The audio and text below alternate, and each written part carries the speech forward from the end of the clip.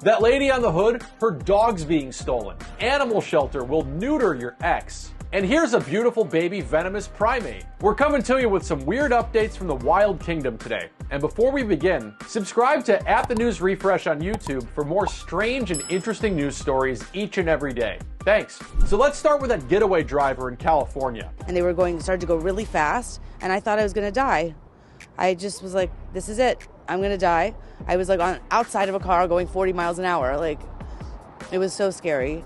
And they swerved and threw me off the car. That's a woman in Los Angeles caught on camera in this crazy footage. As you can see, she's on the hood of a white Kia Forte that's speeding through downtown Los Angeles. I don't know what's more shocking, seeing a woman on the hood of a car like that, or a car moving that quickly through downtown LA. And while this isn't some scene out of the Fast and the Furious franchise or something, this does involve the daring heist of a high-value object, namely this. Yeah, so in late January, our woman here says she was having lunch outside of a Whole Foods in downtown LA, where she was feeding meatballs to her French bulldog, Onyx. That's when a suspect came up, nabbed Onyx, and ran off with the dog. The dog napper then got into a car that was being driven by a second suspect, and our dog owner here didn't want them to get away with her pet. So I didn't know what to do, and I didn't want the car to drive away, so I ran and stood in front of it, and they drove into me, and I fell on top of the hood, and just started to grab on, I'm not letting go.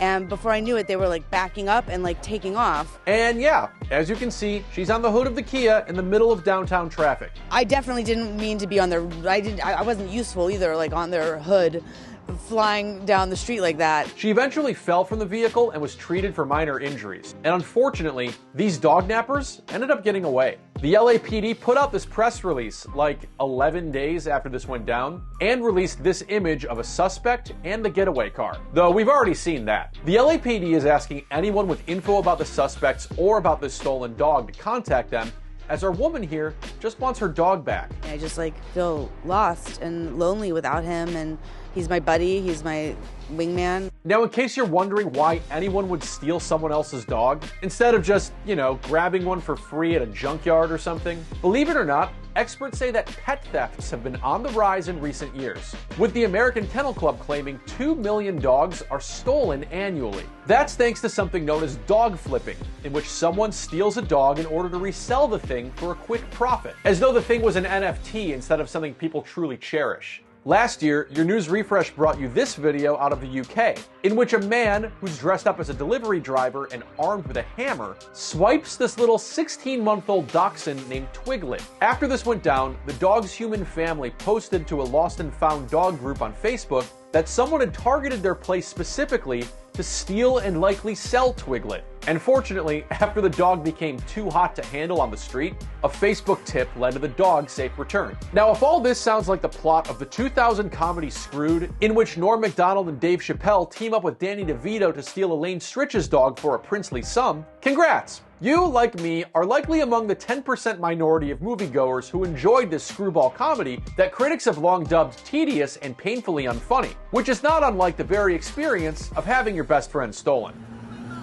Speaking of best friends, here's a story about the opposite. It's been really interesting to see what people have been sending in. So that guy's with the Homeward Bound Pet Adoption Center in Blackwood, New Jersey, which is soliciting $50 donations for its animal shelter. Now, for many, a donation to an animal shelter is already a noble and worthwhile cause. And for others, this particular opportunity also offers up a uniquely spiteful little gift. They'll name a feral cat after your ex and then neuter it. Yeah, it's part of the shelter's Neuter Your Ex for Valentine's Day promotion, where $50 gets you a feral cat named after your former fling. And in true Bob Barker fashion, the wild animal will then be spayed or neutered to help control the pet population. As noted on this pet place's Instagram, their Trap Neuter Return program helps break the breeding cycle of unwanted cats in its community. And after making Garfield a eunuch in honor of that crypto bro who left you for that yoga teacher, it'll be released back into its colony as it once was, albeit short some parts and accessories. So there's cats all over our community, and if we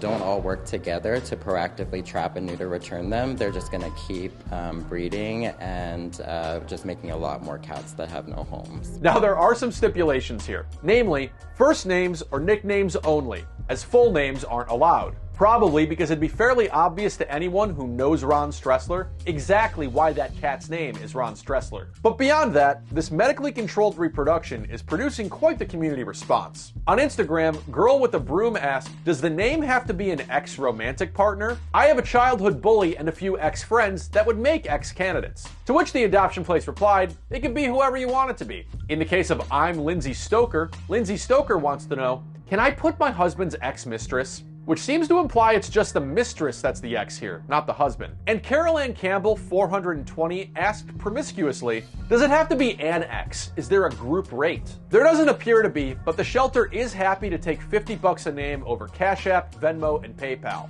So, if you've got like 70 exes, you can either sink $3,500 on that Apple Vision Pro you've got your fake eyes on, or you can castrate 70 wild cats. It's your choice. Our man with the shelter notes that he hasn't encountered any complaints from scorned exes, at least for the time being. Not yet, but I'm sure one will come soon. Just to be crystal clear, this Neuter Your Ex program only applies to wild cats, and won't necessarily keep any ex-human from your life from reproducing. But if you truly want to get back at them, try subscribing to @TheNewsRefresh on YouTube. While we can't guarantee they'll feel fully scorned, we also aren't charging $50 for fine videos like these. And now, here's a pygmy slow loris. The Memphis Zoo just put out a baby primate alert, announcing that a rare and endangered pygmy slow loris was born back in December. Yes, that was like 2 months ago, but the zoo said he needed extra assistance to give him the best chance of survival. So leave this little guy alone, okay? Actually, that might be a pretty good idea, because the slow loris, native to Southeast Asia, is one of the world's only venomous mammals. In fact, as noted by the Smithsonian's National Zoo, they're the only known venomous primate, and are pun intended armed with modified sweat glands near their elbows which secrete a toxin when licked, which can then spread the toxin via its teeth. It's not immediately clear if humans have a venomous gland near their elbows. Try licking yours right now and let us know in the comments. And speaking of comments, note that this primate is venomous. As pointed out by the National Park Service, venomous and poisonous aren't the same thing. Illustrated here, poison is a toxin that gets into the body through swallowing, inhalation, or absorption through the skin, whereas venom is injected into you through something like fangs or a stinger. I'm mentioning this because in a previous video from your news refresh about a venomous spider, we erroneously referred to the spider as being poisonous, not venomous, which you reminded us about over and over and over again in the comments, and we highly regret the error and apologize to the spider. Anyway, the New York Times describes a slow loris' secretion as a flesh-rotting venom, and it's even capable of incapacitating humans. Isn't he cute? Unfortunately, as noted by the Memphis Zoo, this small species of the slow loris family is endangered due to habitat loss and illegal wildlife trade. The zoo says he'll get a name once he develops a stronger personality, and he might soon go on public display. But just in case you start to see him lick himself, I wouldn't go in for that elbow bump.